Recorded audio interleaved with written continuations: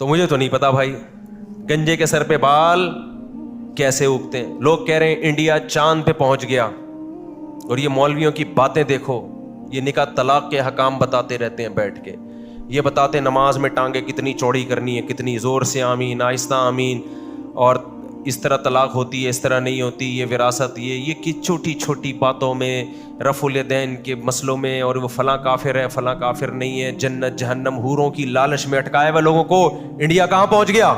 چاند پہ پہنچ گیا. ارے یہ اعتراض آپ ہم سے مت کرو, سائنسدانوں سے کرو بھائی. ہمارا ٹاپک چاند پہ پہنچنا, مولوی کا یہ ٹاپک ہی نہیں ہے.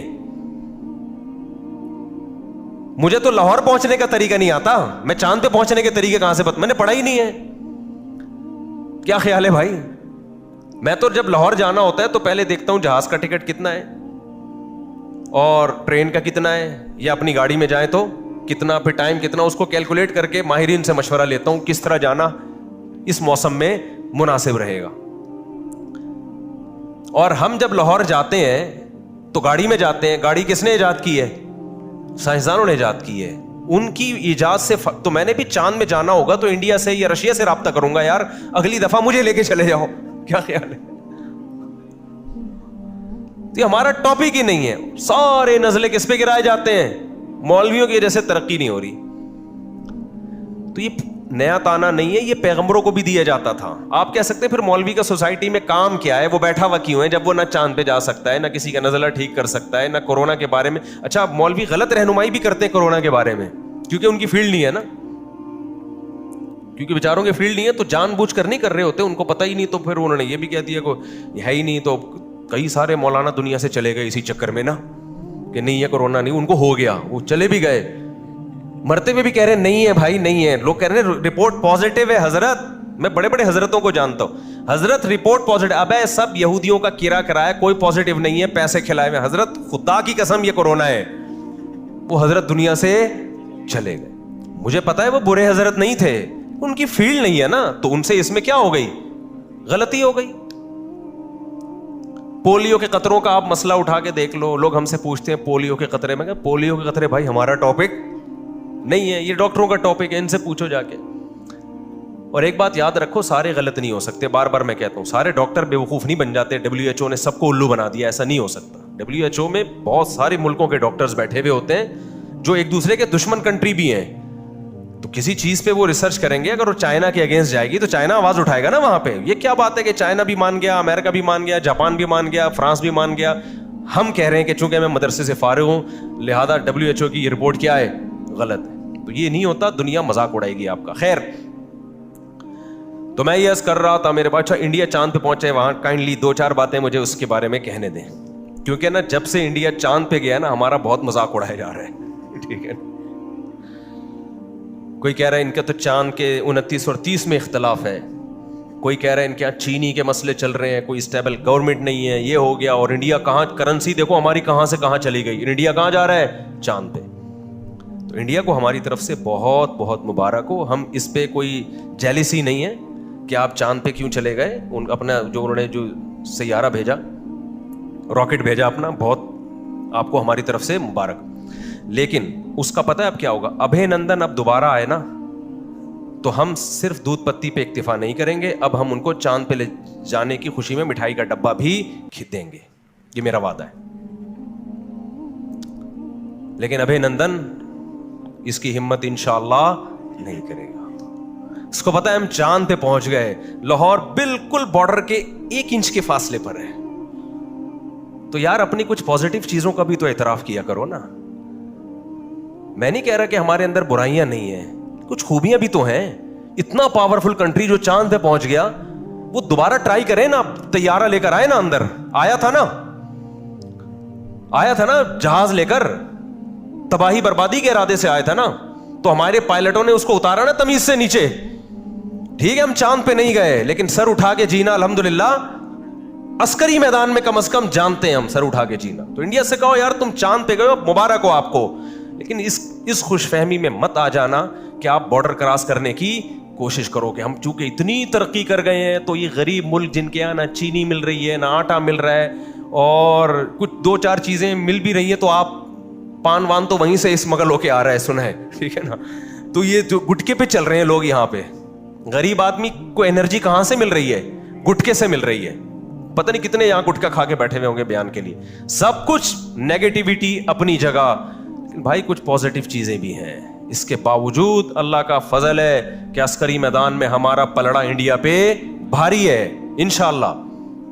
तो नहीं तो ट्राई करो ना। कैसे आए थे अभिनंदन साहब, कितने आराम से उतारा हमारे फौजियों ने। और अच्छा, बार बार मैं एक बात कहता हूं कि जो कमजोर होता है ना वो एकदम एक्साइटेड जज्बाती हो जाता है, जो ताकतवर होता है वो जज्बाती नहीं होता। देखो कोई ताकतवर आए कमजोर से लड़ने के लिए, कमजोर एक को तो पहली बात तो गुस्सा आएगा, थर थर कांपेगा, जो चीज मिलेगी उठा के मारने की कोशिश करेगा, भागेगा इधर उधर। लेकिन कोई पावरफुल बंदा सामने खड़ा हुआ है और उसके सामने कोई कमजोर आ जाए तो पावरफुल का एटीट्यूड क्या होगा? हंसी आएगी पहले उसको। क्या ख्याल है भाई कि यार तू अपनी सेहत देख और लड़ाई देख, यार किससे लड़ रहा है यार? गुस्सा में नहीं आएगा, बल्कि क्या करेगा, उसके सर पे हाथ रखेगा, बोल जा बेटा शाबाश। लोगों के कहे इसका जरा बीपी वीपी चेक करो, शायद हाई हो गया तो टेंशन में आया बेचारा। तो ये इसके पावरफुल होने की अलामत होगी। हमने भी यही किया। जब वहां से तैयार आया हमारे मुल्क में हमला करने के लिए, तो हमारे पायलट आराम से, ये नहीं जज्बाती नहीं, इमरजेंसी नाफिज पूरे मुल्क में सायरन बज रहे हैं, फिर जाके तबाही बम फेंक रहे हैं, दिल्ली पे 3 बम गिरा दिए, ये ना ना ना।